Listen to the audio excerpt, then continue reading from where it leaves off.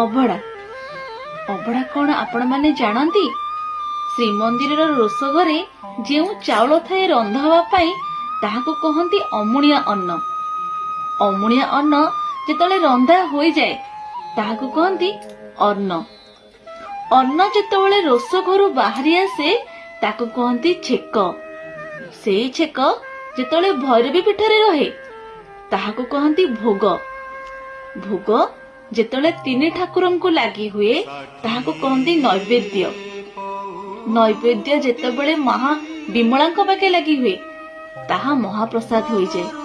ଆଉ ସେହି ମହାପ୍ରସାଦ ଯେତେବେଳେ ପଞ୍ଚ ପରମେଶ୍ୱରଙ୍କ ପାଖେ ଲାଗି ହୁଏ ତାହା କୈବଲ୍ୟ ହୋଇଯାଏ।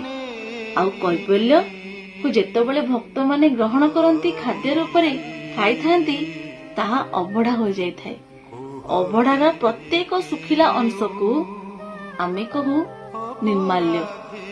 ଏହା ହିଁ ହେଉଛି ଆମ ଜଗନ୍ନାଥ ସଂସ୍କୃତିର ବିଚିତ୍ରତା। ଆପଣମାନେ ଅଭଡ଼ା କଣ ଜାଣିଥିବେ ବୋଲି ମୋର ଆଶା। ଯଦି ବି କିଏ ଏହାକୁ ଜାଣିନାହାନ୍ତି ତାଙ୍କୁ ଏହି ଭିଡିଓଟି ସେୟାର କରିବେ ଆଉ ଆମ ଜଗନ୍ନାଥ ସଂସ୍କୃତିର ପ୍ରଚାର ପ୍ରସାର କରିବାକୁ ଭୁଲିବେ ନାହିଁ। ଜୟ ଜଗନ୍ନାଥ।